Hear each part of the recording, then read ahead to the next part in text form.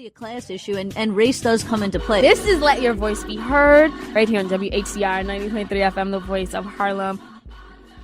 Good morning and welcome to Let Your Voice Be Heard right here on WHCR 90.3 FM, the voice of Harlem. My name is Selena Hill. I am a co-host, executive producer of Let Your Voice Be Heard. Very happy to be here, She's guys. the head be in charge. Ilyssa, none of those. Think about that. No profane words. No.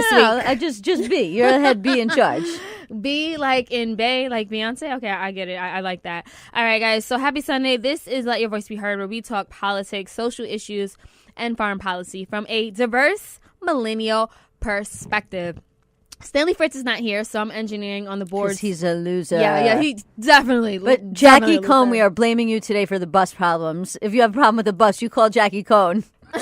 Right, it's our co-host Jackie Cohen's fault. Again, guys, I'm Selena Hill, and you can follow me on Instagram and Twitter at Miss Selena Hill, and I spell Miss with an MS, of course. Ilyssa, because you fancy. Well, guess what? I'm fancy too because I was interviewed a couple weeks ago, actually like a month or two ago, for an article that published this weekend in Super Lawyers Magazine about your right to protest.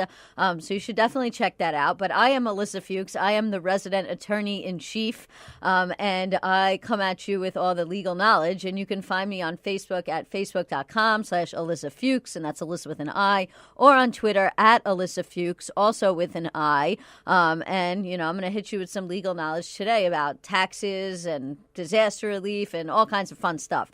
So we'll be back at that in a minute. And we're joined today by a special guest who is sitting to my left. Joshua Clennon.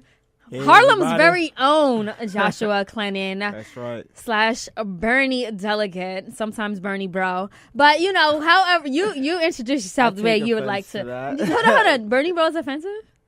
That depends. In some way, in the way that it's used in today's jargon. Right. It's kind of offensive. Just kidding, but Joshua, you can give yourself a formal introduction. Yeah, my name is Joshua Clennon. I'm a resident of Harlem. I'm the treasurer of the Black Caucus of the Young Democrats of America. So repping the Black Caucus on today's show. I've been on here a couple of times, so thanks you guys for having me back again. It's great. Absolutely. So we have a great show lined up. We are going to start the show speaking about the devastation in Puerto Rico. We have a very special guest who will be calling in, Ed Morales from The Nation. He wrote a moving piece about Puerto Rico. We're going to talk about that piece and the humanitarian crisis that's going on there. Later on in the show, we're going to talk about Donald Trump's main concern, which is how NFL players peacefully protest. Apparently, you know, it's Sunday football time, and I'm pretty sure Trump tweets already began. Oh, my God. Already? Yep. All right. Despite the devastation in Puerto Rico, Texas, Florida, I mean, our economy, the tax proposal, but he's so focused on how people protest, right? So we'll talk about that later on in the show. We'll talk about something else that's devastating, his tax reform policy. We'll go into detail on that. And then last but not least, Ilyssa will give us a quickie on the failed GOP healthcare bill. Ilyssa, want to give us a quickie on the quickie? Yeah, we should say the multiple failed healthcare bills. But Republicans once again tried to repeal Obamacare, and once again they did not have the votes because after 7 years of saying they were going to do something, they cannot actually get it done.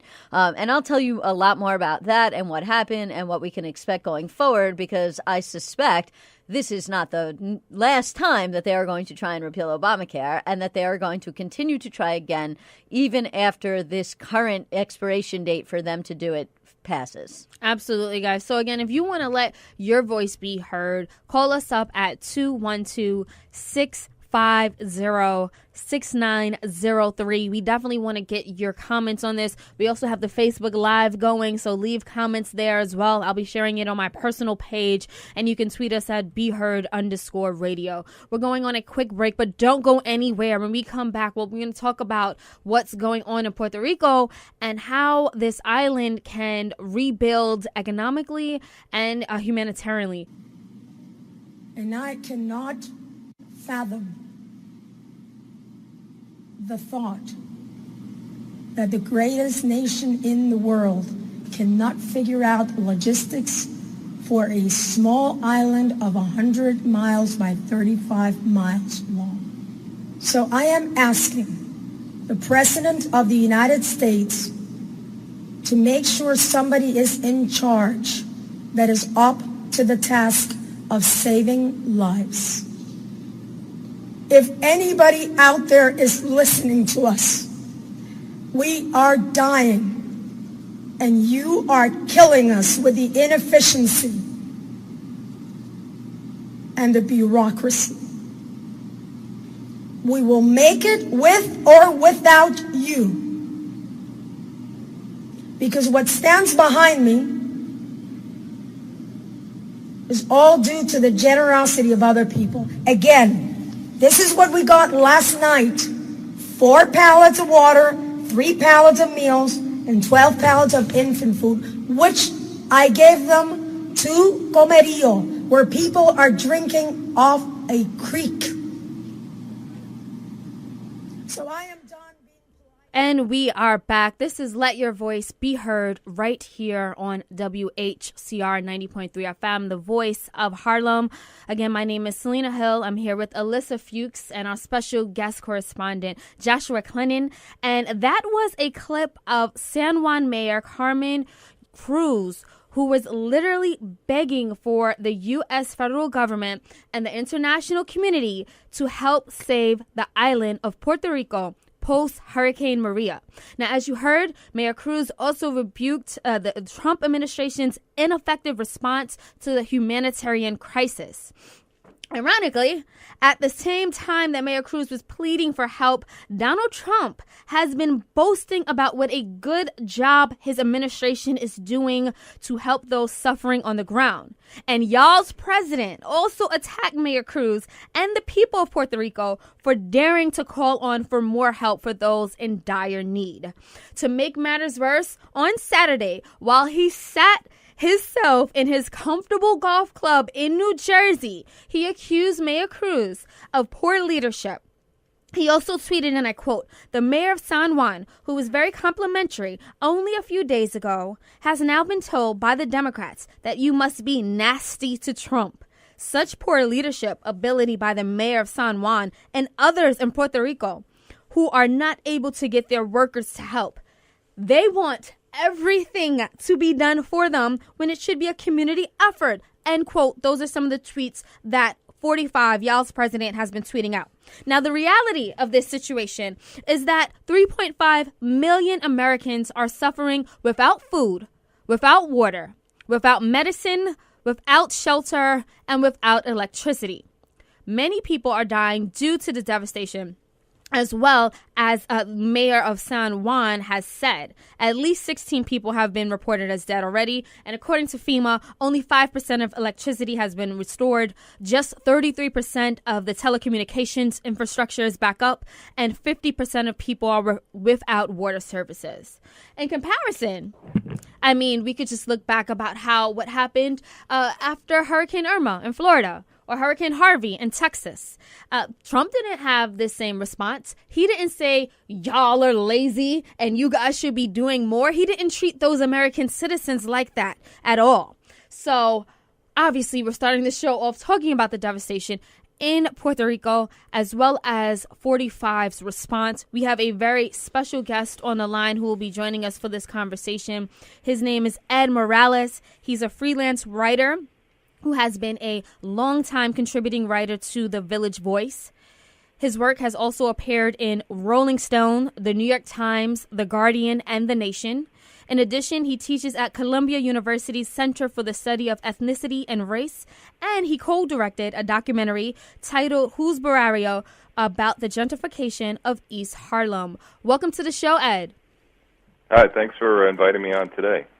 Absolutely. So we're going to start off, actually, I just started off the show just giving a brief synopsis of what's been going on in Puerto Rico.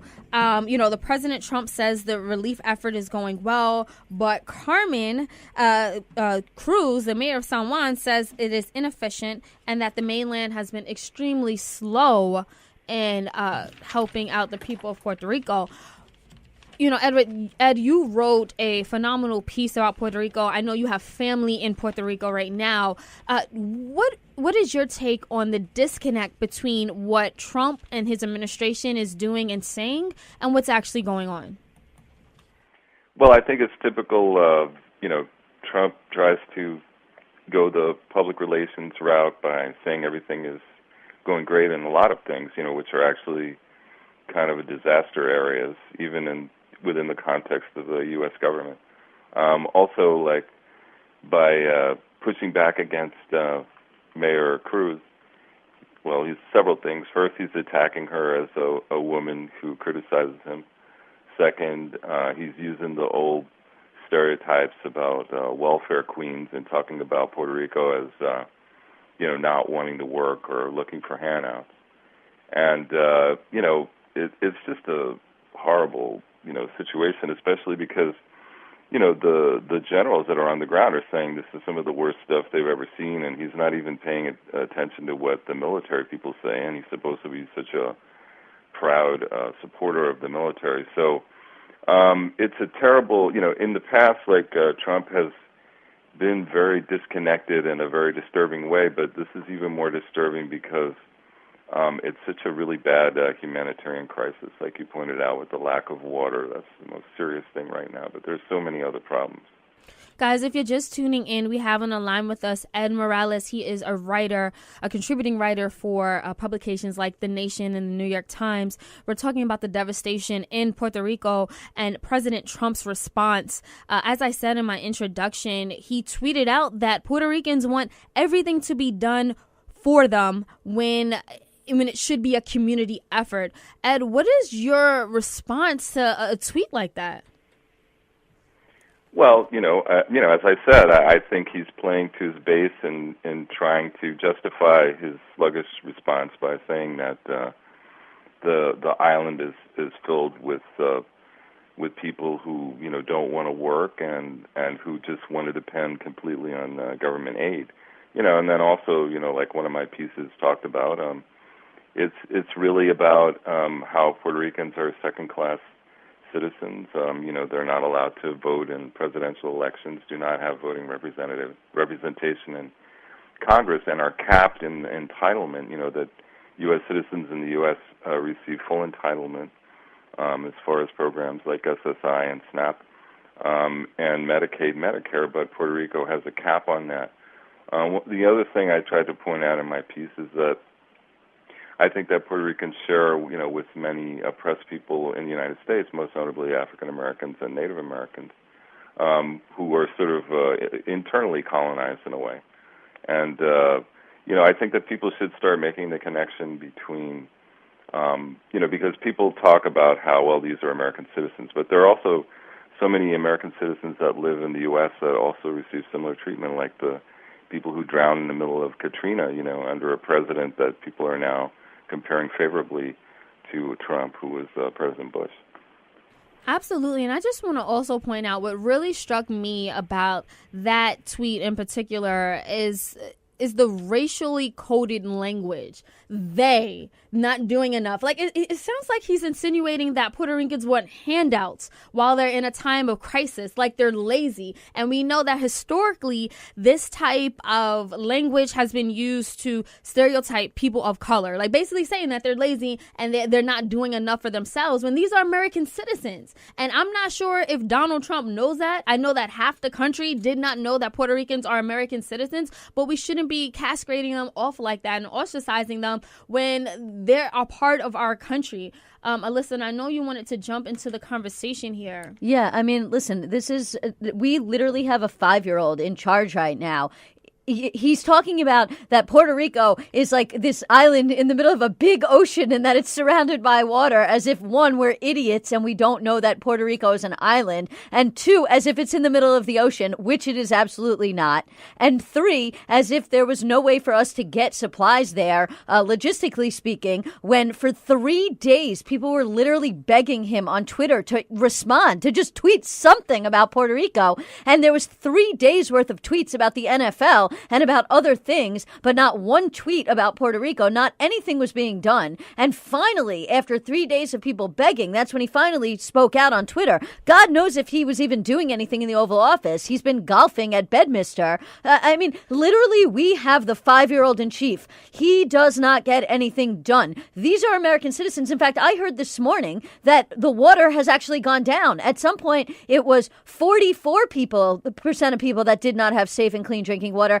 And now today, this morning, it was up to 55% of clean water and people who did not have clean drinking water. This is unacceptable in a civilized nation to treat your own citizens like this. This did not happen when it came to Texas. This did not happen when it came to Florida. Why is this happening when it comes to Puerto Rico? It's happening because Donald Trump does not care about brown people. There, I said it. You were waiting for your Conway moment. I said it. That's what's going on. That's exactly what's going on. He's delusional. He has no idea what he's doing, and he doesn't care about brown people. Joshua. I think this also shows how scary and racist his entire administration is, because it's baffling that, you know, his whole team wasn't around him like, you need to jump on this. Like, remember when Hurricane Irma came, they sent Trump down to Texas while they all huddled together and came up with a plan, a relief plan. That didn't happen for Puerto Rico. So it's not just that Trump didn't care, like his whole administration did not care. And that is insane. Absolutely. And I want to get Ed back into the conversation. You know, we feel extremely passionate about that here. And I just wanted to see if you had any response to what has been said. Well, yeah, I agree with all of that. And, one of the things that I wrote in the piece that I wrote is that going all the way back to the beginning of the 20th century, there was a case called Downs versus Bidwell, which is one of the reasons why the justification they used not to consider Puerto Rico to be admitted as a state. And they said that Puerto Rico belonged to but was not part of the United States. But when I researched that, I found that some of the judges who ruled on that decision were also ruled on Plessy versus Ferguson, which established the separate but equal document. Precedent. So, it's a kind of this legal way that justification for racism and discrimination, which, even though people say it's in the past, it's still haunting us now. I would also add, too, that a lot of people in our community, in the Puerto Rican community, were complaining a lot last week that the mainstream media also did not have any talk on the Sunday talk shows about the crisis in Puerto Rico, and it really was, I think, the dramatic appearances of Mayor Cruz that kind of set a lot of stuff off in terms of people really paying attention to it. Of course, it was also the evolution of the uncovering of what was going on in a crisis, because before that, there was no power and there weren't that many images and stuff. And so also since that's picked up, that's another thing that's happened. Yes, absolutely. And another thing that I think we saw is, unfortunately, but Donald Trump actually galvanized a lot of attention and media around this issue with his tweets. And, he's done that consistently throughout his administration and his campaign. Whatever he decides to put focus on, whether negative or positive, that's where the media goes. So, Ed is spot on to say that the mayor of San Juan literally had to plead not only for help from the U.S. federal government, but for press coverage. She said that in that speech. She was like, I'm urging the press to pay attention to this issue and to help us. But on that note, we do need to take a quick break. Don't go anywhere. We will continue the conversation about the devastation in Puerto Rico with our very special guest, Ed Morales. And we are back. This is Let Your Voice Be Heard right here on WHCR 90.3 FM, the voice of Harlem. My name is Selena Hill. I'm here with my co-host, Ilyssa Fuchs, and our very special guest co-host, Joshua Clennon. We also have on the line with us Ed Morales. He is a contributing writer for The Nation. He just wrote a moving piece that was published a few days ago. It's titled Puerto Rico Needs Massive Emergency Aid Now. and an end to austerity. So, Ed, before we left off break, we talked about, what's going on, the humanitarian crisis, and just Trump's lack of empathy and and his stupidity around this issue of Puerto Rico and how to help people in crisis. And I want to shift gears a little bit to talk about this piece you wrote, because it really focuses on austerity and just the economic crisis that Puerto Rico has been facing for the past few years, which has, just become even worse now that Hurricane Maria has hit. So in this piece that you wrote, you write, and I quote, "It is time for Washington to abandon its austerity approach to Puerto Rico." What do you mean by that? And let's just focus on the piece and that angle you took. Okay, well, last year the Congress made this law called Promesa, which is the Spanish translation for promise, and with that, and it was meant to restructure the debt that Puerto Rico had, which is $72 billion. That debt is mostly from selling these bonds. Also, all these different companies and authorities in Puerto Rico that were part of the government also sold bonds. A lot of the problem with the accumulation of that debt is because the Wall Street banks really pushed a lot of people into some bad decisions, and there were some collaborators in the Puerto Rico government that acted poorly. But it's really not that different from, what people know as payday loans, or as what happened in the mortgage crisis in 2008 when people were pushed into taking mortgage loans where the interest rate suddenly exploded after 3 years or something like that, adjusted rate mortgages. So a lot of the problem with this debt is that a lot of it is really unfair, and there's been a lot of people who wanted to investigate it, and there's been some evidence that there's some illegalities to the debt that should be thrown out. However, this Promesa board, which they put into place, it's called a Fiscal Oversight and Management Board, which now makes all the decisions for the budget in Puerto Rico. They have been, discouraging this process, and instead really is pushing for all kinds of cuts in government services, including government jobs, and then that's what the austerity means. They voted recently to put government workers on furlough for 2 days a month, and take away end-of-the-year bonuses. And also they want to increase taxes. People are now paying an 11.5% sales tax, which is, much higher than here in New York City, which is a very expensive place.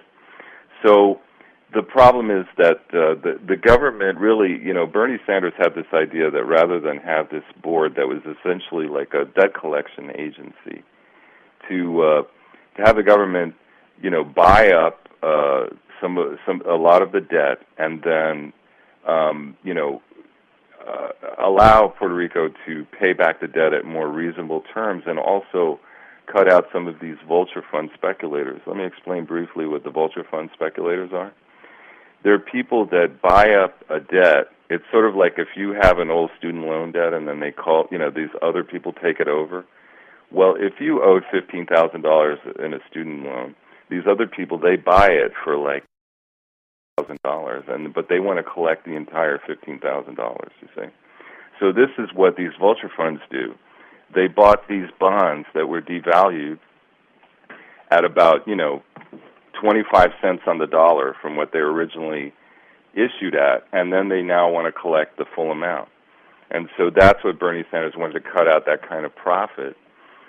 And so, this was not even considered in the Congress last year. Instead, they passed this Promesa bill, and, that's what I'm saying, that this arrangement should be revised in some way that, because at this point, how are you going to get this island, which can barely engage in, like, productive activity because almost, everything is really level to the ground?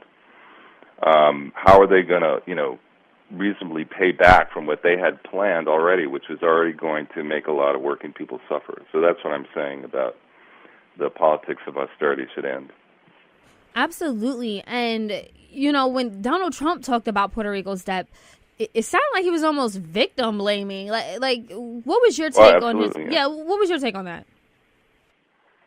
Well, I mean, Donald Trump has a lot of friends on Wall Street, despite the fact that he campaigned that he was going to drain the swamp and that elites weren't going to be in charge. I mean, he put all these people from Goldman Sachs, in key positions in his government. So he wants to protect those interests. Another thing that hasn't been reported much in the media is that even though, the San Juan mayor has attacked him, she's from a different party than the governor, who also lives in San Juan, because that's where the capital is. And the governor is in a party that's trying to be very friendly with Trump. And so we're going to start to see this when Trump shows up. He's going to be surrounding himself with the governor and what they call the resident commissioner, who is the non-voting representative in Congress that Puerto Ricans have. See, like Puerto Rico has someone that goes to Congress and they sort of act like a representative, but they actually don't get to vote. But they sit there in all the meetings and they take part in the process, but they don't vote. So these two people are people that Trump is going to surround himself. So it's another way of interpreting like his attacks on the San Juan mayor, because the governor and that party, which they say they want statehood, which is very unlikely to be granted, because if Puerto Rico becomes a state, it's going to be like all this huge expenditure for the federal government that they're not going to want to have. But I think that this party is there really to help the Republicans and the Trump administration to, continue to have like an authoritarian, austerity-driven government. And so I think that that's what's going on. You'll see that next Tuesday when he shows up in Puerto Rico. Absolutely. Now, Ilyssa, I know we were getting some comments on our Facebook Live. Yeah, we are. We have a comment from a James Tabor, and he said, I posed the idea that maybe Trump is delaying helping on purpose to distract from what him and his party are doing to destroy the Constitution. I actually think that's a good comment. I think that part of everything with Donald Trump is that everything's sort of a sideshow. And by him doing certain things or not doing certain things and getting people upset about them distracts from other things that are going on. But I also think that on the other hand, this is just like a mess because Trump, like I said, doesn't know how the government functions and doesn't know how to make government function the right way because he has no experience. But getting back into the conversation about Puerto Rico and about the disaster and about what's going on, I guess my question for Ed is twofold, which is one, yes, we spoke a lot about Puerto Rico's debt and about Promesa just in a few minutes ago. But what does that have anything to do with the fact that they need disaster relief? Like, for example, Texas has been in the red. I think actually they may be in the blue now, but Texas has been in the red before. Florida's been in the red before. Trump didn't say anything about whether or not these two states were in debt when determining whether or not they should get disaster relief. And I guess the way I'm looking at it is this is totally a completely separate and distinct issue from that of the debt issue. And so I don't even know why that's becoming a consideration, number one. And number two, I was hoping that you could also speak about the Jones Act for a little bit. It took the Trump administration quite a while to waive that. From what I understand, that law prevents ships that are not U.S. ships from bringing or goods down to Puerto Rico. So I was hoping that you could expand on that a little bit for our listeners. Yeah, sure. I mean, first I would just like to say that, the debt is there because, that doesn't go away, even with the disaster. But you're certainly right that it's a completely racist and dismissive thing that he has done by, qualifying the response to, the fact that there's money being owed. Yeah, it's disgusting. It's almost beneath comment. But the thing is the Jones Act, yeah. So that is, you explained it perfectly, and that's the law. But in the long term, it really has done bad things for the Puerto Rican economy and for the cost of living, because the U.S. then has this monopoly on ships going in, because the other ships from foreign countries they have these huge tariffs put on them, so it's not competitive, getting goods from other countries into Puerto Rico, and that helps make it like what it is, which is Puerto Rico is a consumer dumping ground for the U.S., where almost everything there that's sold is U.S. products. I mean, all of the stores, almost all, they have really wiped out local businesses. There's a lot left, but I mean, Puerto Rico is dominated by Walmarts. There's a study that said that there's more Walmarts per square mile in Puerto Rico than anywhere else in the world. All the other chains, all the fast food chains, everything is there. You'll find it very recognizable. Sometimes you go to Puerto Rico and it kind of looks like, Queens or East Los Angeles, And so the Jones Act, though, they suspended it and he was slow in doing it.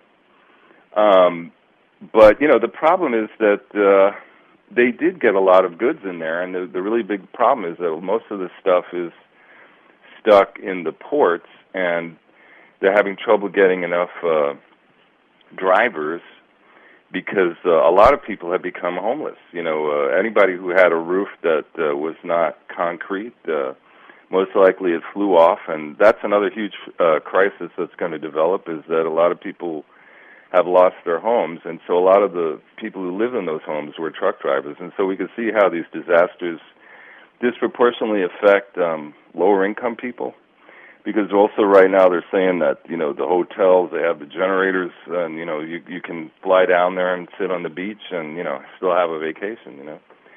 So and we have to remember too that there's a lot of wealthier people on the island who have these generators that allow them to have electricity in their homes. So also the thing about the Jones Act is that there's a little bit of a misconception, in that New York Times op-ed that came out. The writer said that it pushed the price of goods, almost double the price of goods. Well, I mean, he really should have been more careful and said that it's really just things like cars and really large goods, because I go there all the time, and I wrote an article about it for The Guardian, and it's about a 10 to 15% markup, and it's been shown in several studies that the cost of living in Puerto Rico is about 10 to 15% higher than most cities in the United States. Guys, if you're just tuning in, this is Let Your Voice Be Heard. Again, my name is Selena Hill. I'm here with Ilyssa Fuchs, Joshua Clennon. We have Ed Morales from The Nation on the line, and we are talking about the devastation in Puerto Rico. If you have any questions or comments, feel free to call us up at 212-650-6903. You can also keep your comments coming on our Facebook Live. Joshua? I guess my question is for Ed. What do you see next for the people of Puerto Rico? Do you see like a mass migration to the states where these people could potentially become voters in the next election? The rebuilding in Puerto Rico, who do you see as major players? Do you see like a lot of outside investors coming in to rebuild Puerto Rico, maybe making it like a new gentrified Puerto Rico, kind of like what they're doing in all metropolitan cities in the country right now? Yeah, those are great questions. The migration had been going on already, for the last 5 to 10 years. It's being compared to the same amount of people that came in the most famous period of Puerto Rican migration, which was between 1945 and 1960. That's called the Great Migration, and that's the one that brought my parents to New York. But this is going to accelerate that process of people coming to the United States. Most Puerto Ricans are going to Florida and Texas, which are important states. But we shouldn't be fooled that, even though maybe the majority of them, will vote Democrat. I mean, Puerto Ricans have a lot of different kind of political tendencies, and sometimes they come to the United States and become Republicans. So it's no guarantee. The other thing was about the gentrification, right? That was your other question? And who's going to develop? Yes. Yeah, unfortunately, because of the Republican administration, and this would happen whether it was Trump or not, I mean, the Republican administration is going to try to make it an opportunity for, private developers and not do something, like have a massive government infusion, which is what I call for in The Nation. I just did that because I felt it was the only responsible thing to call for. But yeah, there's something that Naomi Klein called disaster capitalism, which happened in Katrina too. I mean, that's a classic example of how, in downtown New Orleans or in some of the historically African American communities. People were forced out. People who lived in houses that were destroyed. Public housing, was razed, knocked down, and then this created opportunities for private development. So this thing about gentrifying Puerto Rico was already beginning to happen. You had billionaires going down there and buying up, waterfront property, and this will unfortunately most likely accelerate the process. But one thing I will say is that Puerto Ricans on the island, they really love and want to protect the island. And this is really from all social classes. This is from poor people and middle-class people to, the elites in the universities and in the art world. And there's going to be a lot of resistance to this. This is not going to take anybody by surprise. And it's not going to be an easy process, and I think in general, people around the country and around the world are a little bit more organized to make this resistance, this kind of profiteering. Absolutely. Before we let you go, Ed, there's another part in your article that I wanted to address. It's about how Puerto Rico can be re-stimulated and revitalized at this point. I mean, you talk about how in 1928 and 1932, when Puerto Rico was struck by deadly hurricanes, Franklin Roosevelt, he actually implemented the Puerto Rican Reconstruction Administration. He established that, and that created jobs and built schools, medical facilities, etc. What would you say is the best way or the best steps to implement this type of growth and revitalization moving forward? Well, yeah, like I said, I think that would be the best step, would be, just real government investment in rebuilding infrastructure, rebuilding the communication system, investing in schools, and housing. This would create a lot of jobs. It doesn't seem like that's what the Republicans have been pushing for, and it's kind of strange to me because, when you get someone like Trump talking about wanting to make America great again, what the period that America was probably the greatest was, when they recovered from the Depression in the 1930s and then went to fight World War II, and that was under Roosevelt. Now, we have to remember that Roosevelt, with all those great programs, did not benefit, people of color as much as, the white working class. But, that same idea with better, with less racism or with no racism and really, embracing people of color, is really, it's really needed because, in a sense, I don't see how the private sector is going to start from, with absolutely nothing, because the infrastructure is in shambles. There's a lot of people without homes. The roads, need to be reconstructed. I don't see how the private sector can handle that by itself or even would find that profitable because that's what they want, profit. You need the government to at least set up a base for, profit to be made eventually, by private corporations. Absolutely, Ed. And before we let you go, we also want to give you a chance to let our listeners know how they can read your writings and get in touch with you. Okay, yeah. I maintain a blog on the address is www.edmorales.net. You can also reach me through Columbia University Center for Study of Ethnicity and Race. And I also have a show on WBAI once a month on Thursdays from 10 to 12 where I play music and mix in some political commentary. Thank you again, Ed. We definitely appreciate your expertise and your commentary and joining us here on Let Your Voice Be Heard. Hey, thank you. You're doing a great job. Thank you.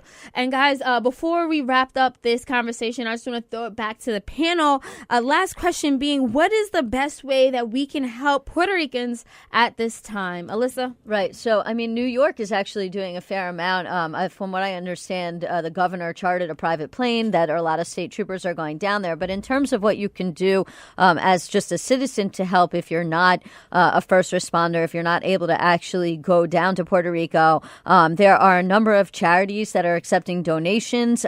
Two of the best ones to donate to is Unidos by the Hispanic Federation. It's a coalition of elected officials from New York and Puerto Rico, and it was launched to provide relief funds for Puerto Ricans affected by Hurricane Maria. You can, again, that's UNIDOS. If you Google that, or if you Google the Hispanic Federation, you'll be able to find that fund. There's also a fund called Unidos por Puerto Rico, in my gringo Spanish, and that's UNIDOS por POR Puerto Rico. That is an initiative that was started by Beatriz Rossello. She's the First Lady of Puerto Rico. It is enlisting private sector help in providing aid to those affected by Hurricane Irma and Hurricane Maria. They are accepting donations through a variety of means, including through PayPal.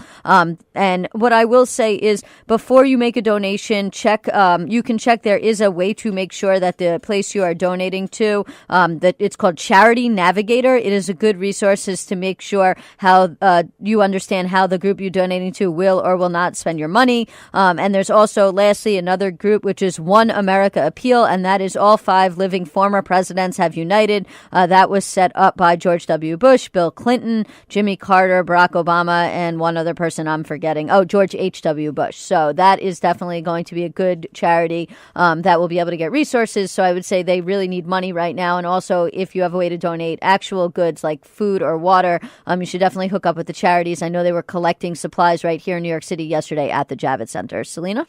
Joshua, how would you say is any way that we can help Puerto Ricans?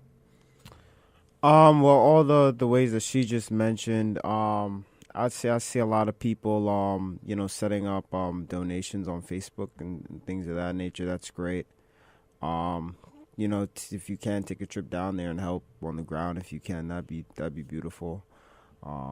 Yeah, no, I agree. I've went to Puerto Rico 2 times before the devastation, and I am extremely disheartened about the culture. Just, it's such a strong culture there, and I don't want that to die out. And as Ed Morales, our guest, said, the U.S. has been privatizing and Americanizing, obviously, this American territory, but it's like we don't want to lose that culture. On that note, I do want to just end things by saying this is definitely a time of crisis. More than 3 million Americans are living in Puerto Rico, but our president, 45, y'all's president, he decided to pick a fight with the quote-unquote fake news, meaning CNN and NBC, and the mayor of San Juan. He spent 11 hours tweeting 18 times blaming and victim blaming this island for its own devastation. He was totally devoid of any empathy or any inspiration. It was basically Trumpism on full display. And I think what he is doing and what he has proven to do is continue to divide this country. In the Bible, it says, a house divided cannot stand. It's like he's dividing to conquer. And I don't know what his end goal is, but this is a time for us to come together, whether we're Black, Latino, Mexican, American, however we happen to identify. We must come together and put pressure on this administration to at least do what's right at times of crisis. Politics aside, it doesn't matter who you voted for. People are literally dying. But because of Trump's inefficiency and the bureaucracy surrounding his administration, they won't even help these people. These babies, these children, the elderly, people that don't have water and shelter. It's honestly it's reprehensible, but we have a voice, we have a vote, and if you can spare a couple dollars, definitely donate to organizations that Ilyssa mentioned. And if you are one of the privileged few like myself who can take a trip to Puerto Rico, don't just go for luxury and vacation. Let's go to rebuild and help these people. On that note, we do have to take another quick break, but don't go anywhere. When we come back, it's Football Sunday, so we'll be talking about the NFL Take a Knee protest right here on Let Your Voice Be Heard. And we are back. This is Let Your Voice Be Heard right here on WHCR 90. The voice of Harlem. I'm Selena Hill. I'm here with Ilyssa Fuchs and Joshua Clennon. Jackie Cohen has Sunday off, and Stanley is, I don't know where. He's somewhere being a loser. Working, he's not in here. air quotes. Yeah, whatever, Stanley. So this is time for us to talk about some of the news stories of the week that moved us. Whether that moved us to take a knee in protest, or maybe it moved us and inspired us in some way. So what news stories do we have this week that moved us, Ilyssa? OJ got out of jail last night. That's true. Yay. He did. So he could watch football today. For the first time in like 10 years. So OJ was released last night just after midnight. So he is a free man, sort of. He's on parole. So that means he still has some conditions he has to comply with. But apparently they have not gotten word from California or from Florida whether or not they will accept his parole. So from what I understand, right now he has to still be in Nevada because he cannot leave Nevada until his parole is approved to be transferred. That's a fun story that is about football, but that's not about the NFL. That happened yesterday or today, actually. Why they hating on OJ so much? Hold on.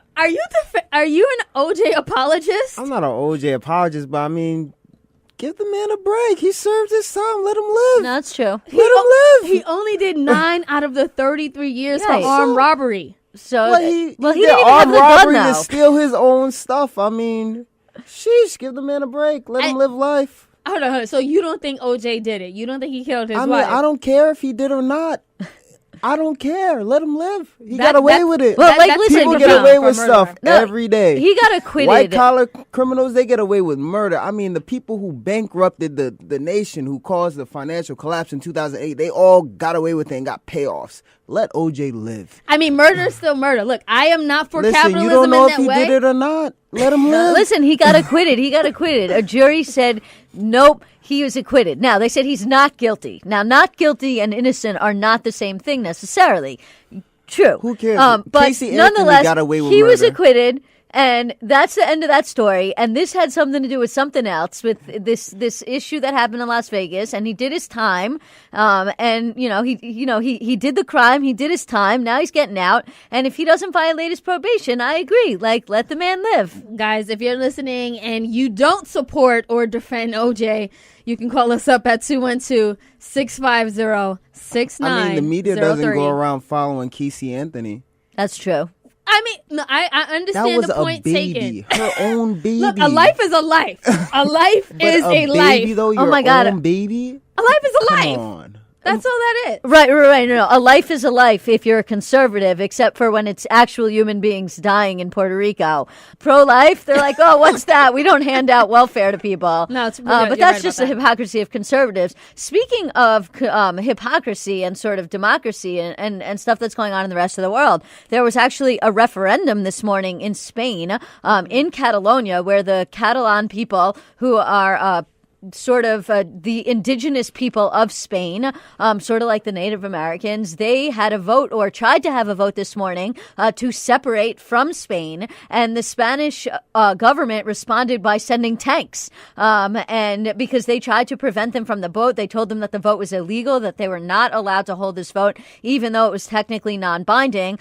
From what I understand, the Catalans decided they were going to hold the vote. They held sit-ins in schools all nights, on all weekends. In fact, they removed the doors off of schools so that the police could not show up and bolt those doors closed. Right now, they're reporting about 400 plus injuries in conflicts and clashes with the police. And they're also saying that nobody knows what the actual outcome of this vote's going to be. But either way, we don't know what's going to come of it. But it is interesting to see this indigenous group to this region of Spain say, we want to have our own country, and talk about how that relates to imperialism and even how that relates to America controlling Puerto Rico. Absolutely. Joshua, have you been following that? No, that's the first time I'm hearing about that. That's very interesting. Well, very interesting. Well, I think the larger issue here is domination and imperialism from Eurocentric or European people groups, basically white people taking over other people's land, and then you have these uprisings, right? And so I'm really encouraged by the indigenous people of Spain and the progress that they're making to just reclaim and to just let the world know that I'm here and they deserve rights. And speaking of people that deserve rights and the right to speak out, that brings us to the Take a Knee protest. So Donald Trump has also been tweeting for the last, days. It's like the only weeks. thing he tweets about. Yeah, it's like he's so preoccupied with how these majority black athletes are peacefully protesting on the field. They're taking a knee or they're locking arms and they're basically saying, look, this is not about disrespecting the flag. This is us saying we're tired of social injustice. Joshua? You know what? I hate how this whole thing has just become a distraction. It's like a proxy war. It's just nonsense at this point.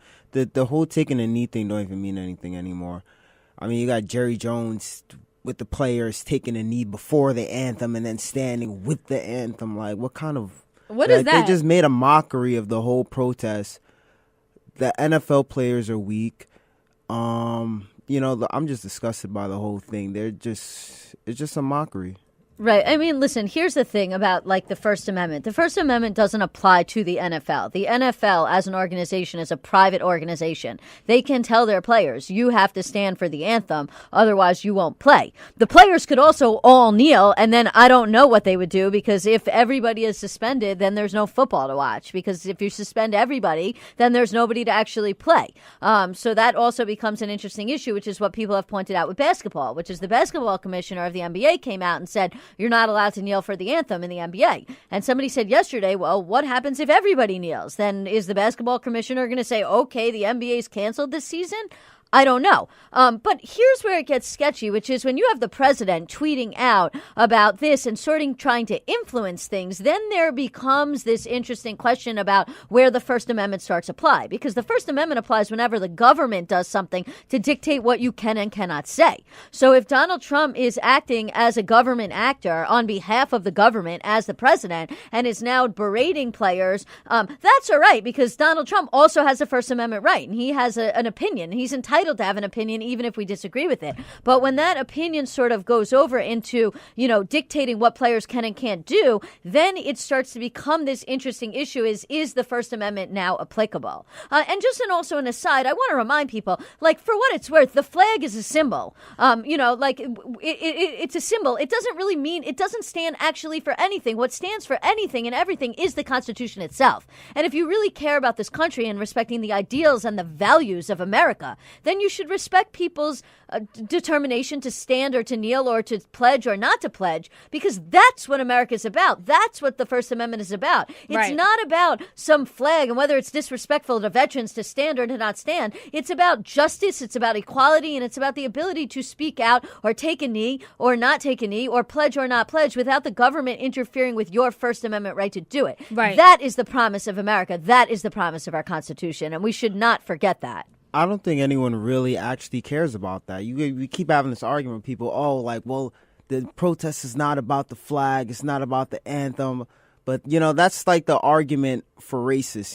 They always need a cover argument, something to disguise their racism. And that's what it is. Oh, you're disrespecting the flag, you're disrespecting the troops. Nobody honestly really cares about that. If you're going by, you're not even supposed to wear the flag as clothing. You're not supposed to put the flag on advertisement. These are actual flag codes where it's supposed to be illegal, I guess, but it was ruled those laws were all ruled unconstitutional. Okay. But if you really respected the flag so much, you wouldn't do that. Right. Well, and also, I want to say that what's happening here is also setting precedent for how student athletes are speaking out. And there was a case, I forget which state, but 2 high school students in Texas. In Texas decided to take a knee during the flag, and they were kicked off the field. And I think they were actually suspended, not only from the game, but from the team. And the coach happened to be a military veteran. He told them ahead of time, look, you're going to stand during this national anthem, or They're going to have a lawsuit. Really? Yeah, I'm going to tell. Is that legal? Yeah, no. So if it's a private school, which I do not believe it is, then no. If it's a private school can tell any of their students to do whatever they want, whenever they want. There was just recently a school on Long Island that said your students have to also stand for the anthem. But if it's a public school, then the First Amendment applies, because a public school is the arm of the government. And so a public school is very much restricted in what they can tell students to do and not to do. So, for example, in a case that dates back to the 1940s, West Virginia versus Barnett, the government ruled that it was absolutely 100% unconstitutional for a public school to force students to pledge or to stand for an anthem, and that students could not be suspended, could not be punished for failing to do that. Now, this becomes a more interesting question in terms of a football team, because a football team is sort of, I want to say, in some ways a privilege, right? Your school does not have to have a sports team. They do not have to let you play on a sports team. If your grades are not good, then they can tell you you're not allowed to be on a sports team. So in some ways, the school may argue, well, this isn't part of regular school. This is an extracurricular activity. And because it's an extracurricular activity, we can put certain restrictions on it. On the other hand, what the plaintiffs, assuming they do bring a lawsuit, may argue in this case is that because this is a public school, the public school is not allowed to restrict their First Amendment rights, and they are not allowed to suspend them or to kick them off the football team for exercising those rights and failing to in failing to stand for the anthem. If a court agrees with them, then not only is the school going to have to reinstate them and obviously not suspend them from school, the school may also be liable to them for damages, for monetary damages, for violating their First Amendment rights. Well, that's interesting. And speaking of taking knee and just speaking out, so Joshua's favorite rapper, Jay-Z, actually decided instead of taking a knee last night, he wore a jersey, a custom-made jersey with Colin Kaepernick's name on the back of his jersey while he performed at SNL. And I think he had Damon Marley perform with him, too. Yeah, they did. Bam. Bam. They did Bam last night. So, you know what? And I honestly, I'm extremely supportive. There was a lot of speculation that Jay-Z also turned down performing at the Super Bowl this year because of the controversy around it. I heard that Justin Timberlake is also in the running and he might actually perform. But what do you guys say about all the celebrities who have been speaking out and also being criticized? I don't really think they're doing a whole lot. I mean, Jay-Z turning down the Super Bowl. Okay, you just turning down a check. Somebody else going to do the Super Bowl. I mean, but at least he said no. Yeah, but listen, here's the thing. He's turning down a check, that's true, but then he's also, it's like when I decide I'm not going to go eat at Chick-fil-A, right? It's like everybody tells me I'm missing out on really, really, really good chicken, but I'm like, I'm not spending my money there. Well, it's sort of the flip side of that. Jay-Z does not have to accept money from people he doesn't want. And does that mean, yeah, he's turning down money? But at the same time, he's like, guess what? I don't want your damn money. So if he doesn't want that money, you're right. Somebody else is going to do it. But he's like, I'm not going to be the face of that and what's going on there. I'm going to continue to speak out against those injustices. You know, celebrities, for what it's worth, they're Americans. They have equal opportunity. Just because you don't have to be Jim Bob who waves the Confederate flag, who sits on the couch all day down in Alabama to have a First Amendment opinion on something. Why is it that celebrities aren't allowed to say things? They're Americans also. I can speak out on the radio. I'm not anybody. I think a better response would be if he performed at the Super Bowl and took that whole big Super Bowl check they was going to give him. It's like multi-million dollars, and then just give it to the movement or something like that. That's fair. Honestly, I would have loved if they could have if Jay-Z would have performed, Beyonce could have did another rendition of her Malcolm X salute. Remember she did that when she did Formation? Oh, you just want to piss people off. And then bring out Colin Kaepernick to kneel the whole time. I kind of like that. Then give the money I'm not to Black that. Lives Matter. I'm not against that. Jay, yeah, see? he could have been a lot more creative, you know? You're always knocking Jay-Z, though, but I agree that definitely celebrities speaking out in any form is definitely something we need right now because they're using their influence for the better social good. On that note, we do have to wrap things up, but don't go anywhere. When we come back, we'll be speaking about Donald Trump's tax reform proposal and that devastation right here on Let Your Voice Be Heard. And we are back. This is Let Your Voice Be Heard right here on WHCR 90.3 FM, the voice of Harlem. Hey, save the debates for the air, guys. So I see my co-hosts are very excited to talk about Donald Trump's tax proposal. So let me just let you guys know what's been happening in the last few days. So Donald Trump described this as a giant, beautiful, massive, the biggest ever in our country tax cut. That's what y'all's president has been calling his tax proposal. It would reduce corporate rates and collapse individual brackets from 7 to 3. So basically, he wants to simplify the tax code and reduce it. Supposedly, that would make it easier for everybody because, taxes are pretty complicated. Democrats, on the other hand, saying that, it offers very little relief to the middle class and it would mainly benefit corporations. That means the business companies, the business people, and the wealthy. Donald Trump could save $1 billion, but some warn that the deficit could eventually explode. Now, the Senate Budget Committee unveiled a 2018 budget blueprint that would shield the tax cut an estimated $1.5 trillion or more over the next decade. So let me just give you guys a little bit more information about what exactly Donald Trump is trying to propose here. So the plan would likely add to America's $20 trillion debt. There are lots of tax cuts basically spelled out, and there are almost none of the tax loopholes that corporations and the wealthy use right now would be eliminated. So again, the rich would make out pretty well. Donald Trump, however, he says that poor people will not have to pay more than what they do now, but there are a few specifics in the plan, to ensure that. Again, businesses small and large, which could be a good thing if you're a small business owner, they would get major tax cuts, but most people would pay lower taxes, although it is not clear if the rich will get a bigger break than exactly the middle class. So, behind the scenes, Joshua actually said off air, tax plan isn't that bad. I didn't say it's bad. I said it's not all bad. What do you mean by that? So let's start with the things I don't like about it. The tax cuts for the rich. I mean, if you're making $400,000, you shouldn't be paying the same percentage of taxes as somebody who's making billions or millions of dollars. That's just ridiculous. The other thing, there's still a lot of details to hash out, Congress does, regarding how they're going to cover all these tax cuts, where else they're going to draw all this revenue from. That's unclear.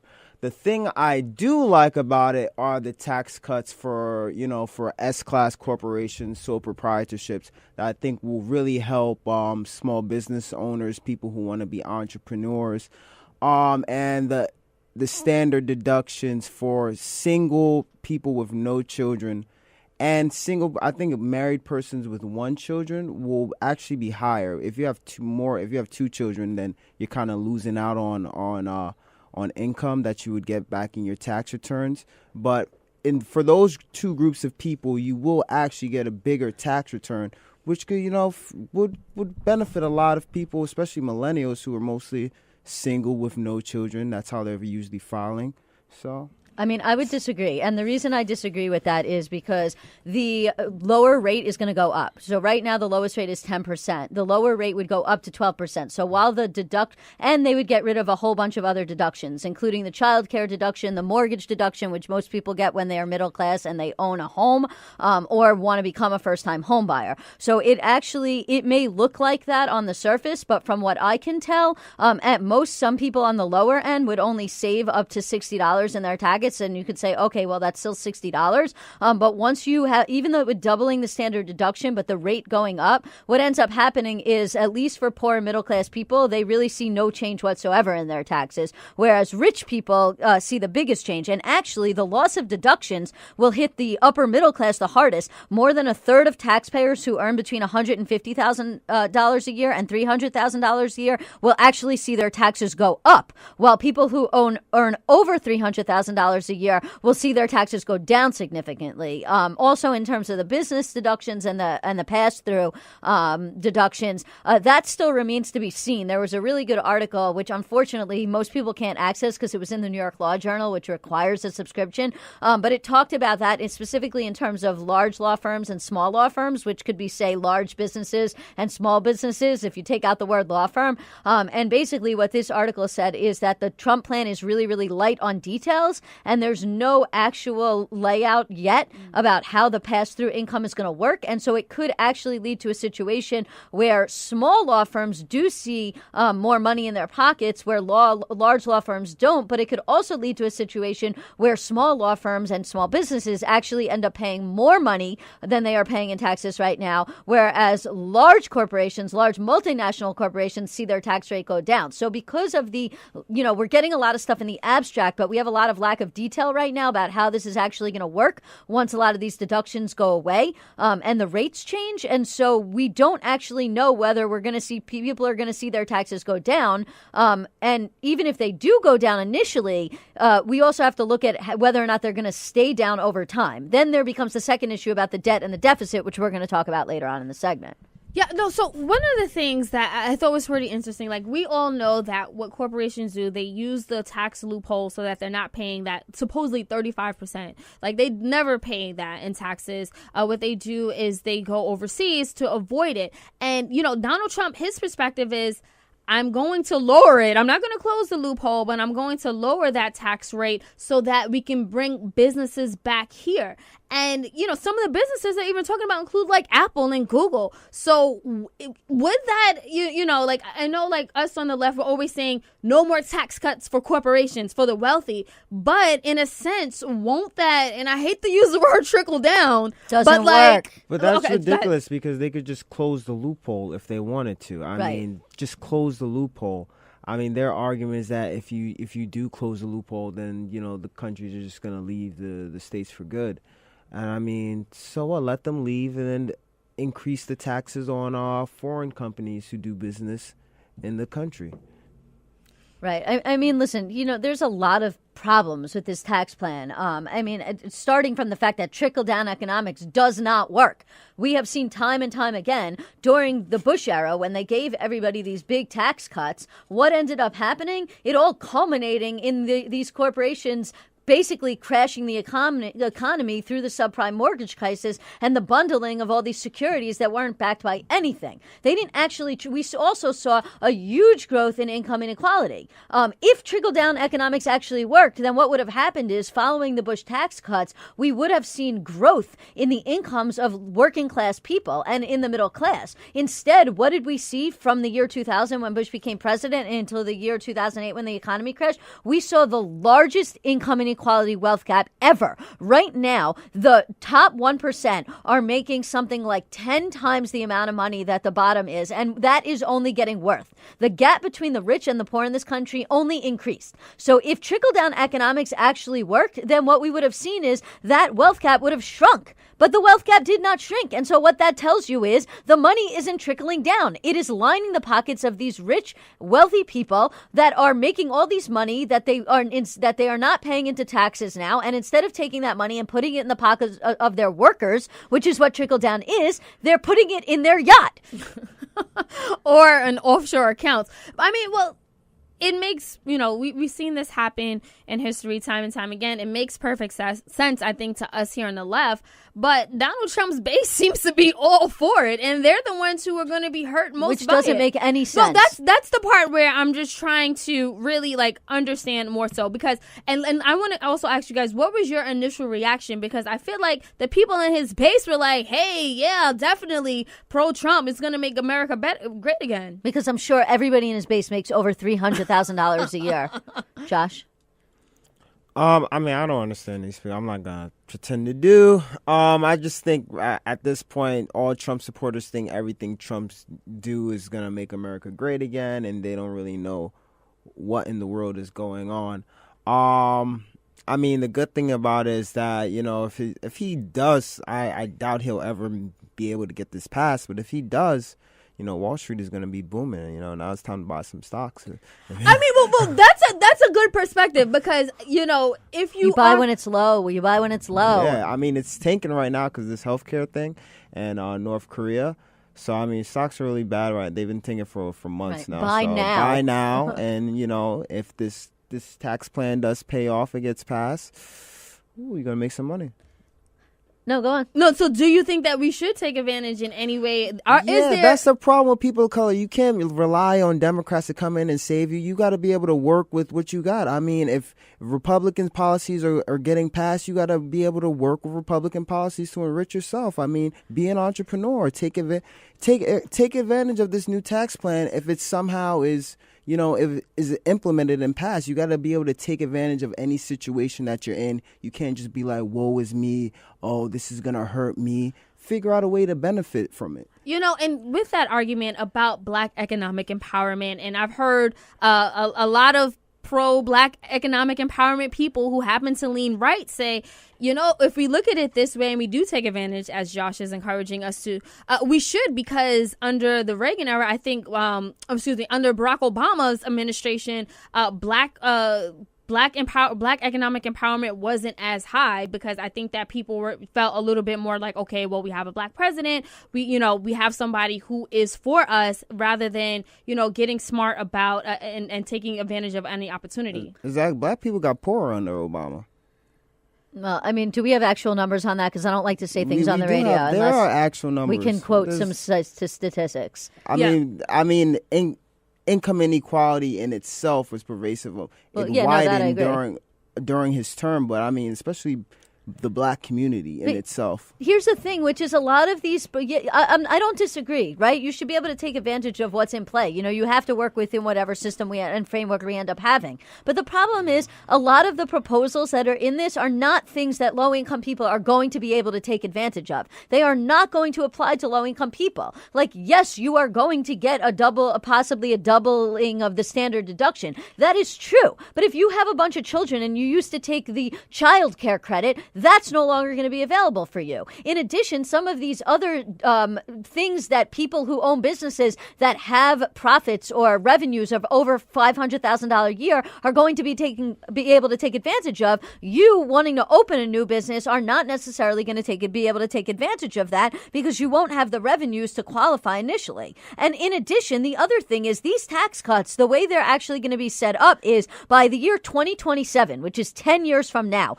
they are going to shrink. And the only people who are still going to have a tax cut are the top 1%. Everybody else is going to revert back to where we are now. So that tells you exactly what this plan is about. This plan is about lining the pockets of rich people. It's not about helping low income and middle class people. It's just not. I mean, we know Republicans are not about helping low. I mean, that's nothing new. We all know that. The thing about the child care credit thing is interesting. You know how they're doing that? They don't want poor people to have more children. A lot of poor people on welfare, they have more kids so they can get that. And they even adopt kids for that, you know? So it's like they know that, and, you know, they kind of want poor people to stop. They want people of color, especially. But that's literally eugenics. Right. No, it is. And it's basically because statistics show that, you know, more people of color vote Democrat or lean left. So they're basically just trying to protect themselves and their existence. It's self-preservation. Right, but you know who else has a lot of children?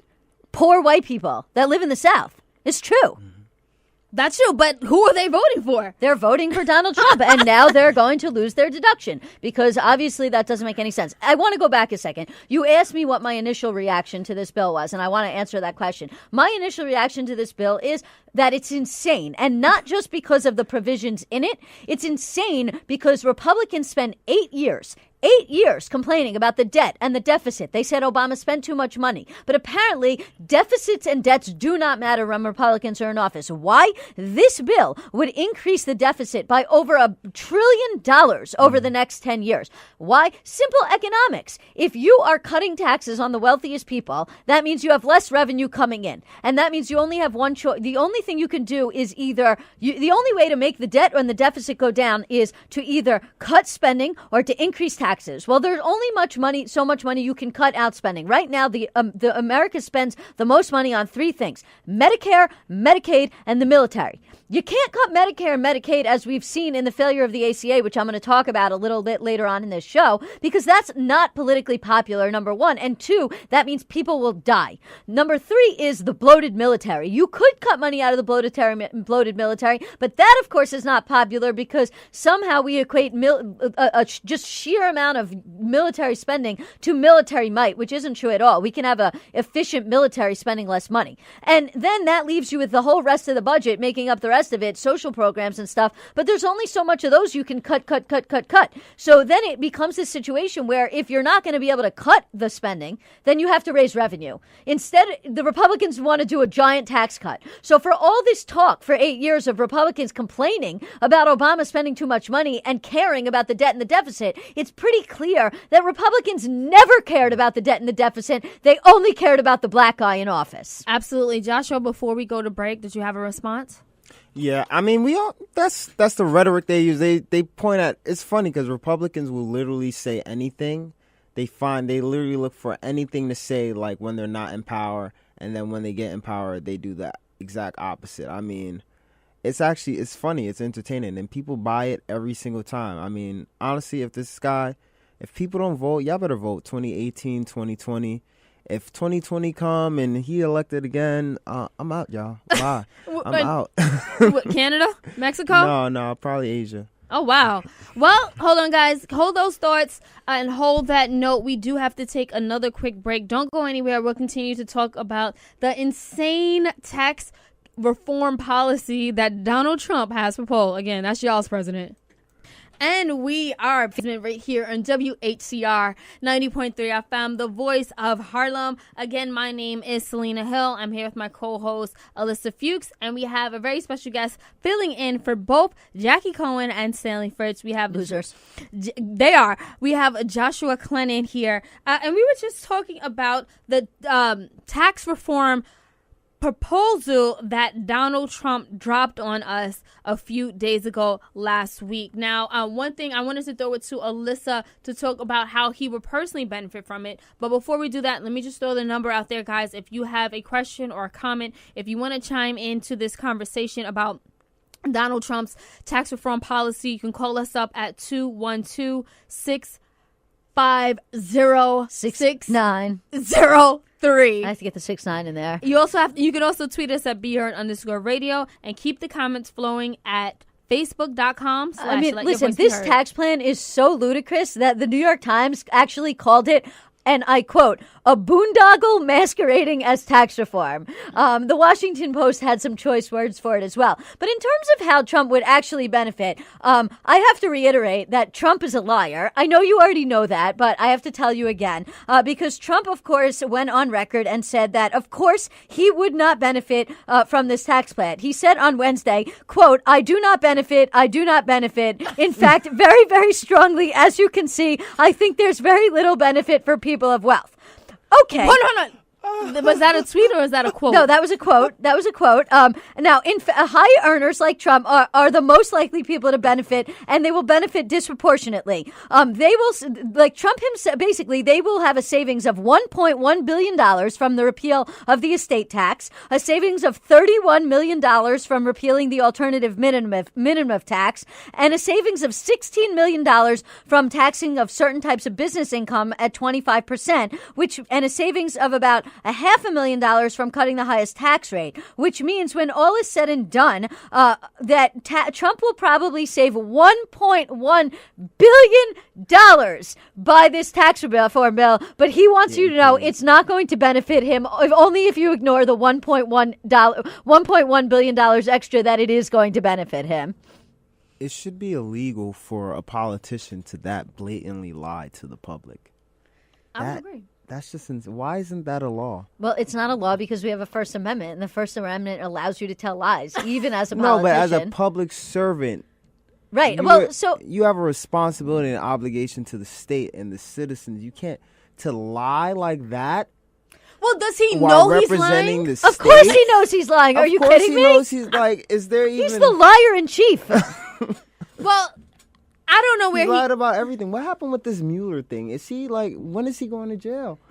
Well, that's another show. Yeah, that's another conversation, and that may or may not happen. But you know, Alyssa's right. It's alarming to say the least. A lot of people on the left, including us, were concerned that it gives way too much away to the rich, to big businesses.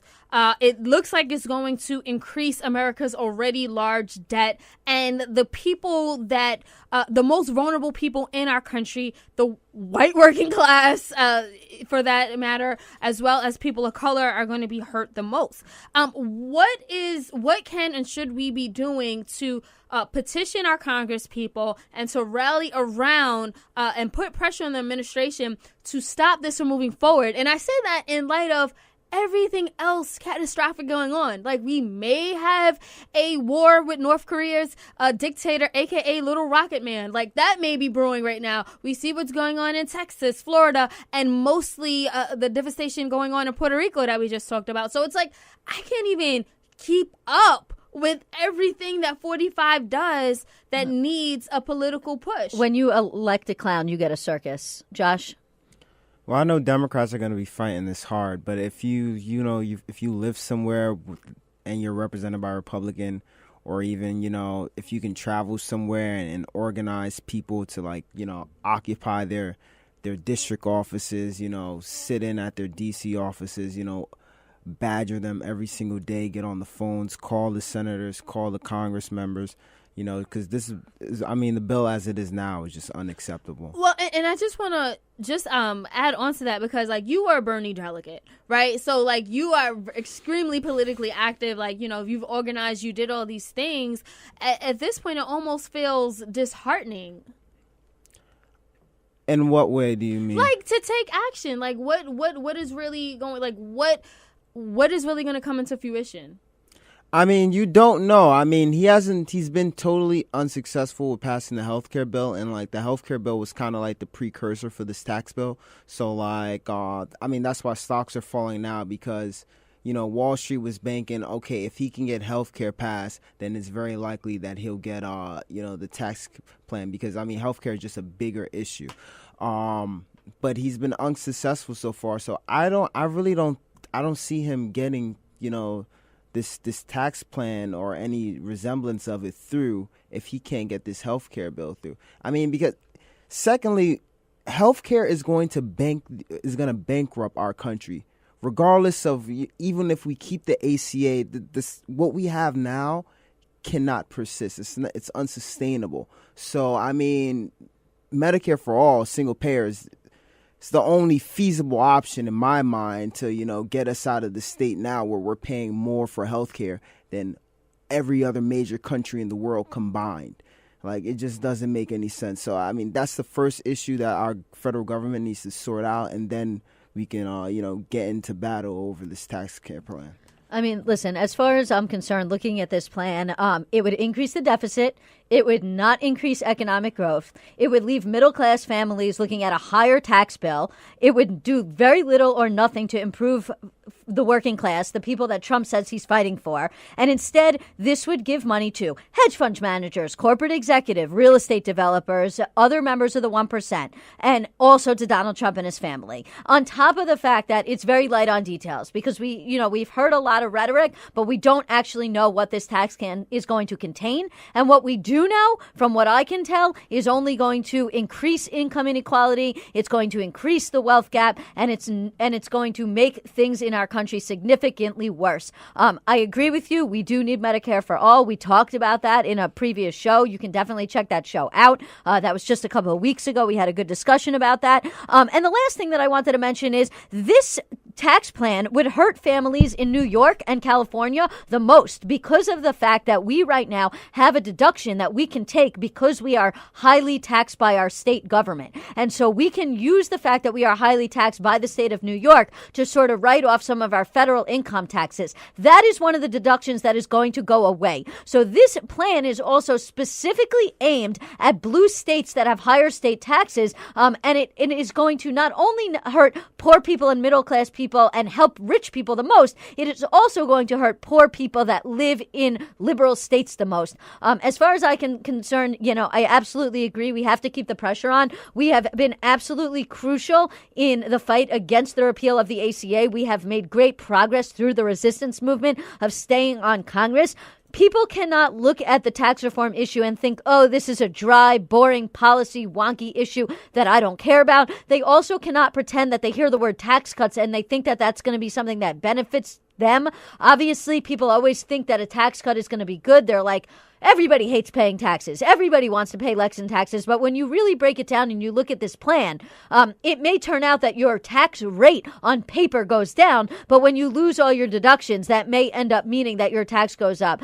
People really need to stop worrying about party, and they need to really pay attention to the details of this plan, because I think that's what's going to matter. We see a lot of poor, low-income white people that live in red states that are going to be in favor of this tax plan because they think they're taxed enough already. That's what started the Tea Party in 2010. And that is the continued mentality of people who really are undereducated. We need to be able to not only put pressure on our representatives, but we need to educate people about this, how this tax plan is really not going to help them. Because once people who voted for Trump realize that they're getting screwed, they're going to turn around and turn against this plan. That is our best goal. You know what? I'm at the point where logic apparently doesn't work the way it should. And as much as I don't think this tax plan will actually pass through Congress, and as much as I don't want it to, if it does, I feel like the only semblance of light or positivity here will be the fact that it would actually hurt his base. And I feel like if his base gets hurt in their pockets, they may not reelect this monster, and we may actually get some progress when it comes to taking over local elections, midterm elections, and of course what's going on in 2020. Like, hey, I kind of want to say you voted for this. You're dumb enough to actually stand behind his tax proposal. Let it happen. Let it, literally, obviously I'm going to be hurt too. We're all going to be hurt. But it's like, if the majority of the country really wants this and they really want our entire nation to be run down into the ground, why not? Why not? Because at least then won't we be able to actually come back into power? Won't that wake people up? Am I a little off with my thinking? No. Have you ever seen the movie Idiocracy? No, I haven't. All right, well, see the movie, and you know. Republicans have been doing this forever, and it's never woken people up. It hasn't woken people up yet. They've been screwing. They've been screwing middle America over. But I think that when we had the economic downturn in 2008. And I think it hit people in their hit people in their pensions and their 401k plans. I think that a lot of people voted for Barack Obama because of how George W. Bush, how he messed up the economy, and I think that it did wake a lot of people up. And I think that's how we got the first black president. And then he saved the economy, and then they voted for the lunatic who has no government experience whatsoever.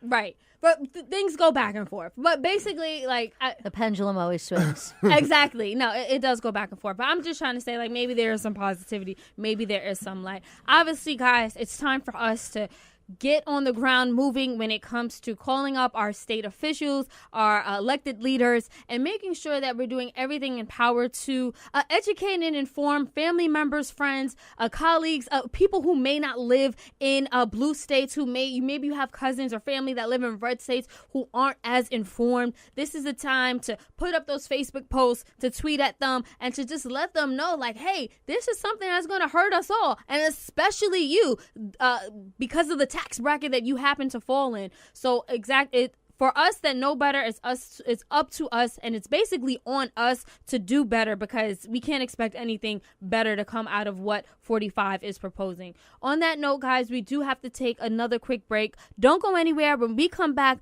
Ilyssa will be giving us a quickie on the GOP's latest failed attempt to repeal and replace Obamacare.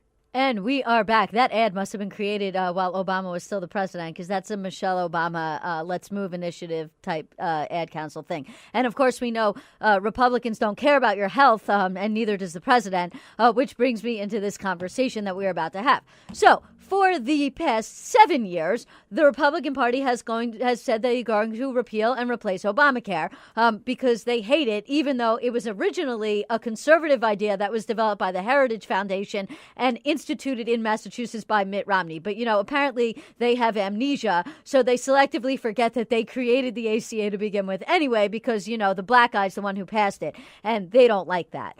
So after 44 times that they repealed the law symbolically while Obama was president, but couldn't actually do it in real life, they finally got the opportunity to actually do it in real life when, on some kind of whim, they won the presidential election, and, we're not going to go back through that. And so they decided, let's repeal health care. But guess what? They couldn't do it. So they tried one time, and they failed. And they tried a second time, and they failed. And then they tried a third time, and that failed too. So then they thought, let's try one more time.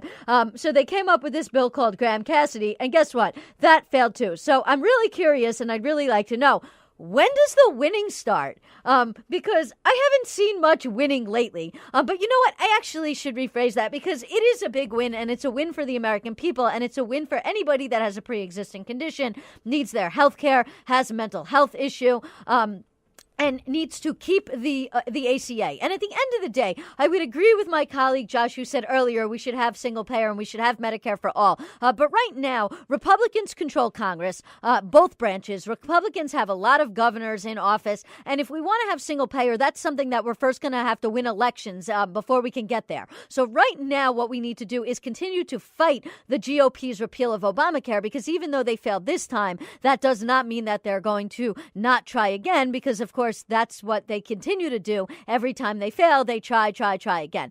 So let me just break down a little detail. So this last attempt to repeal the Affordable Care Act was called Graham-Cassidy repeal. And basically, Graham-Cassidy repeal was a little different than the skinny repeal that we had the last time, and the other repeal that we had the time before, and the other repeal that we had the time before that. I can't even keep up with how many of these that there's been.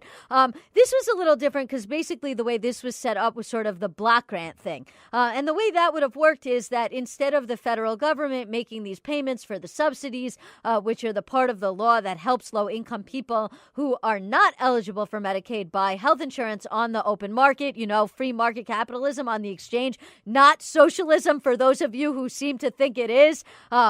Just had to clarify that. Those would all go to the states as a block grant, and then the states would have to figure out how they were going to hand out and distribute those funds rather than the federal government doing. And in order for this to pass, Republicans could only afford to lose 3 votes. Well, of course, right away, Rand Paul came out and said, I'm not going to vote for this because this is not a full repeal. I promised my constituents I would only vote for a full repeal of Obamacare. I do not like this plan. This does not get rid of Obamacare. It just changes Obamacare by shifting it to the states. I will not vote for this. So after that, Republicans could only lose 2 more votes. If they lost more than 2 votes, then they would not be able to schedule a vote on this, or if they scheduled a vote, it was going to fail again. Right away, like I guess a day or so after Rand Paul said he was not going to vote for this bill, John McCain, who is dying of cancer, said, I will not vote for this bill either. This bill is going to help not going to help my constituents. It is going to hurt the American people. I cannot support it. But he also mostly said, I cannot support the process that this bill was passed under. We need to get the Senate back to regular order. This is not regular order. This is not how things are done. We cannot pass a bill in that way. And for that reason, I do not support this bill. So that was 2 votes. And then we had a bunch of other Republicans that were on the fence. Mainly it was the 3 women, Lisa Murkowski from Alaska, Collins from Maine, and Caputo from West Virginia. Caputo, I don't know, something like that. I'm sorry. Yeah, tomato. She was very concerned about the cutting of the opioid funding for West Virginia. West Virginia, of course, has the worst opioid crisis out of any state in the country right now. This would significantly reduce the amount of money going to West Virginia to be spent on opioid spending. Lisa Murkowski was very concerned about the people of Alaska. And Susan Collins from Maine was also very concerned. She said that she could not support this bill. So they were trying to wrangle in Lisa Murkowski, and they were trying to wrangle in Collins by saying, well, we won't repeal it in your state, which is really funny. We're like, well, wait, how does that work? You're literally going on record saying this bill is so awful for the American people, but we'll leave it in effect in your state because otherwise it would harm you politically. That makes no sense. Somebody should be like, I smell the coffee, or, like, I smell what you're selling us and it's garbage. So we're not going to go against that. And so then Republicans were trying to shift gears and say, okay, well, we'll do all these things to keep it in place. But then conservative Republicans were like, well, no, we can't support that. And this goes back to what I said the last time they tried to do this, is the Republican Party is fractured. You have people on the very far right, and you have people that are the more moderate centrist Republicans. And every time the Republicans move to the right to satisfy the people on the far right, they lose people that are in the center. And so then they try and move back to the center. And when they move back to the center to try and satisfy the people in the center, they lose the people in the far right. And so they get into this big, giant catch-22. And so they can't pass this law.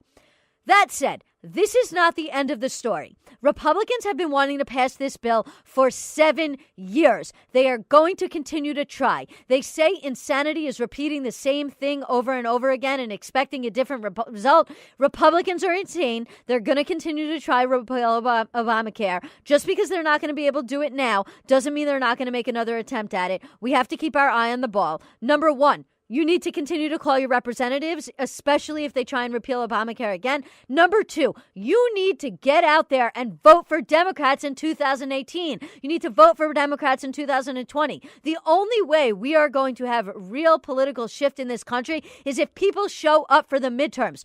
Do not stay home. It really matters. In 2006, prior to Barack Obama getting elected, Democrats had the blue wave. They took back the House. They took back the Senate. We can do this, but we can't do this if you stay home. So keep calling your reps every time healthcare repeal comes up for a vote. Keep letting your voice be heard, and get out there and vote in the next election cycle.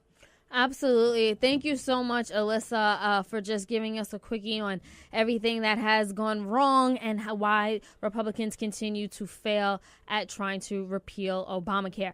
Thank you to everyone who called in, who listened in, who left a comment. We definitely appreciate you guys for hanging out with us this Sunday. Special thanks to Joshua Clennon for joining us here on Let Your Voice Be Heard. Guys, if you love us and you want to show us that it's real, like us on Facebook at Let Your Voice Be Heard. Follow us on Twitter at BeHeard_radio. You can also find us on Instagram at _BeHeardRadio. And if you want to listen to the show again or tell all your friends to listen, we have a podcast. It's on iTunes, it's on Stitcher, it's on Google, and it's on iHeartRadio. You can find that at Let Your Voice Be Heard. We also have a website, lyvbh.com. Check us out there. We'll be back next Sunday, God willing. I'll be in Silicon Valley, so... She'll be, air quotes, working. No, seriously, it's a work trip. With Rihanna. No, not this time, guys. I'll be working, but Stanley Fritz, Jackie Cohen, and Ilyssa Fuchs, they'll be here. They'll be holding it down. And eventually, the whole team will reunite once again. It's been a while since we all been in the studio together, but we always appreciate our correspondents and anyone else who appears as a guest on our show. With that being said, thanks again. Happy Sunday, and enjoy the rest of your day. Take a knee. And take a knee.